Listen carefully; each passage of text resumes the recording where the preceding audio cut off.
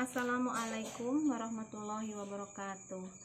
Perkenalkan, nama saya Komaria. Saya baru duduk di Prodi PAU semester 1, akan memaparkan materi mengenai demokrasi. Dan pada kesempatan kali ini, saya akan menjelaskan mengenai pengertian, makna, dan manfaat demokrasi.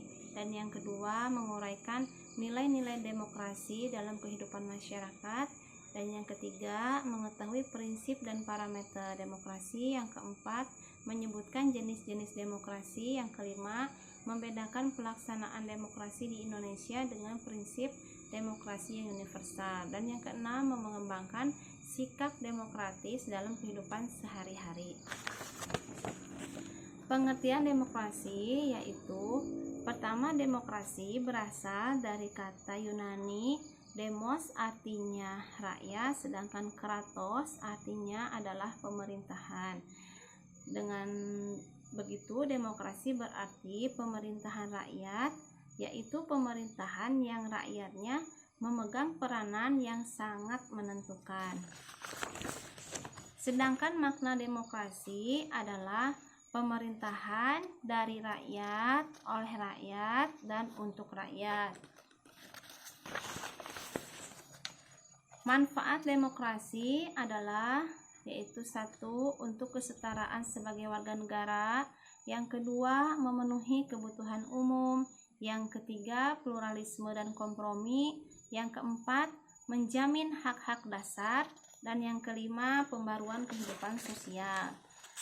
Nilai-nilai demokrasi adalah: yang pertama, demokrasi memerlukan usaha nyata setiap warga negara dan perangkat pendukungnya, dan dijadikannya demokrasi sebagai pandangan hidup dalam kehidupan bernegara. Nilai-nilai demokrasi membutuhkan hal-hal sebagai berikut, yaitu: satu, kesadaran akan pluralisme, yaitu menjaga keberagaman yang ada di masyarakat, menjamin keseimbangan hak dan kewajiban setiap warga negara. Yang kedua yaitu sikap yang jujur dan pikiran yang sehat. Contohnya, pengambilan keputusan didasarkan pada prinsip musyawarah mufakat, prinsip kejujuran, logis, akal sehat dengan memperhatikan sumber daya yang ada. Yang ketiga, demokrasi membutuhkan kerjasama antar warga negara dan sikap serta itikad yang baik. Yang keempat, demokrasi membutuhkan sikap kedewasaan. Yang kelima, demokrasi membutuhkan pertimbangan moral. Untuk selanjutnya yaitu prinsip-prinsip demokrasi, diantaranya: satu, kontrol atas keputusan pemerintah. Yang kedua, pemilihan yang teliti dan jujur. Yang ketiga, hak memilih dan dipilih. Yang keempat, kebebasan menyatakan pendapat tanpa ancaman. Yang kelima, kebebasan mengakses informasi. Yang keenam, kebebasan berserikat yang terbuka. Parameter demokrasi meliputi: satu, pembentukan pemerintahan melalui pemilu. Yang kedua, sistem pertanggungjawaban pemerintahan secara transparan. Yang ketiga, pengaturan sistem dan distribusi kekuasaan negara untuk menghindari penumpukan kekuasaan dalam satu tangan. Yang keempat, pengawasan oleh rakyat terhadap jalannya pemerintahan. Untuk selanjutnya yaitu jenis-jenis demokrasi. Satu, demokrasi berdasarkan cara menyampaikan pendapat. Diantaranya yaitu demokrasi langsung, demokrasi tidak langsung atau demokrasi perwakilan, demokrasi perwakilan dengan sistem pengawasan langsung dari rakyat.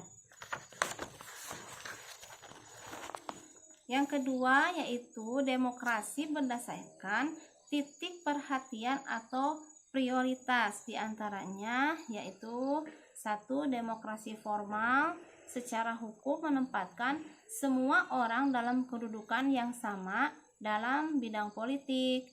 Individu diberikan kebebasan yang luas sehingga demokrasi itu disebut dengan demokrasi liberal.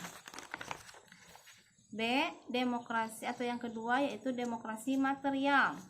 Memandang manusia mempunyai kesamaan dalam bidang sosial ekonomi sehingga persamaan di bidang politik tidak menjadi prioritas. Yang ketiga, demokrasi campuran.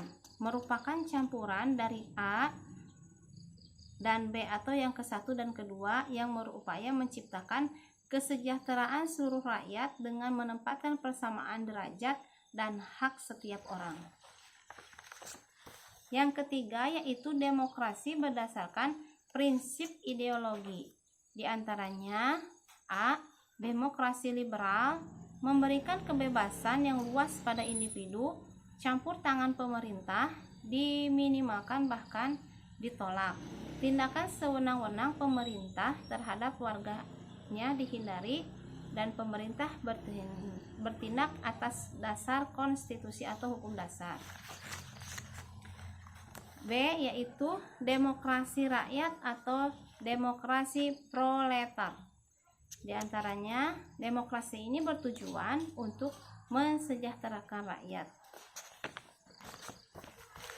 Dan yang keempat adalah demokrasi berdasarkan wewenang dan hubungan antar alat kelengkapan negara. Di antaranya, yang pertama, demokrasi sistem parlementer. Yang kedua, demokrasi sistem presidensial.